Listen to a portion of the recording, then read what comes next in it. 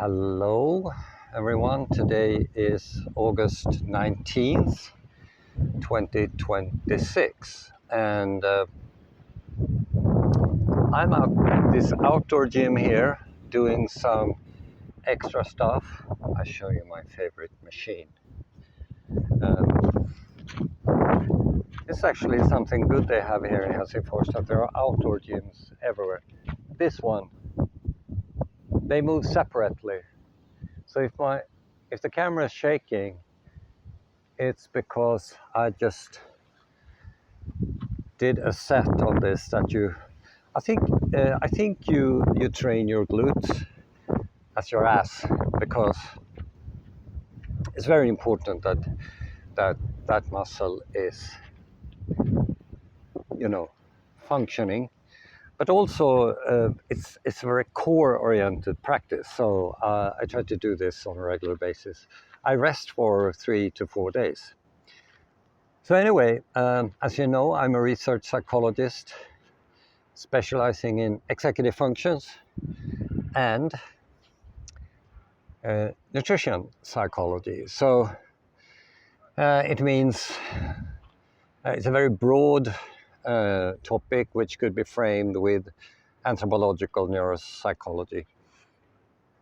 Now we have election time in Sweden, maybe here in Finland too, but I'm not a Finnish citizen, so not allowed to vote. Anyway, the climate has been actualized again. I think that would be proper English. And also food. Because climate-oriented politicians want to push the anti-meat agenda. Has been going on since the climate girl showed up outside the Swedish parliament in 2018. Probably started earlier, but that's when it all kicked in. I've been trying to comment on this on Facebook, not in a rejective manner, but in a descriptive manner. So part of my job is to inform the public about stuff. So I wrote a smaller essay to try to explain who we are, where we come from, what is climate, and what food should we eat. And this is very important because it turns out that our ancestors started to eat bone marrow, which is animal fat, 3.6 million years before the present. And for a very long time, we slowly adapted to that kind of food. And what happened was that our guts shrunk, was reduced, and their brains expanded. So for example, the Auroran man who lived in Tugan Hills between Lake Victoria and Lake Turkana in the midst of the African continent had a very small brain, 400 cc. Lucy, who lived during Pliocene, I think they had 450 cubic centimeters. Our genus, Homo, who existed 2.8 million years before the present, had a brain volume of 650, give or take, cubic centimeters. Now, we belonged to that genus because they were,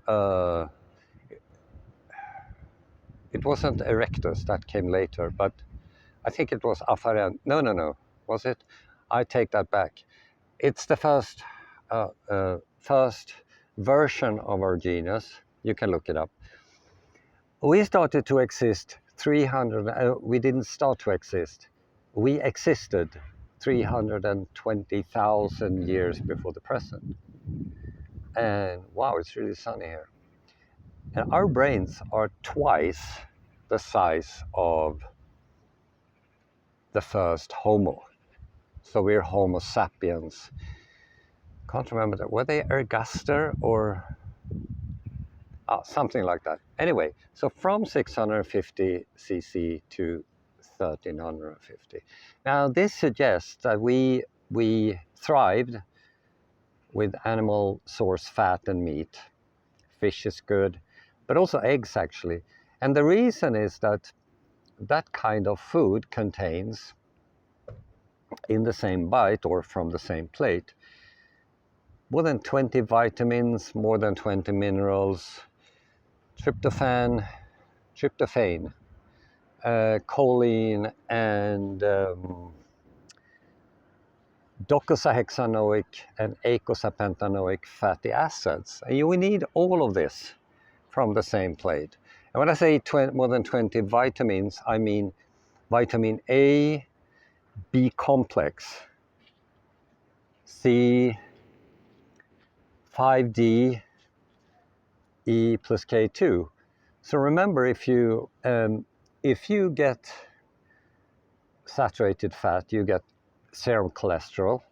And when you spend time outside like I do now and expose your body to sunlight, this is actually after 12, so this is a bad idea, but I'm on my way to something.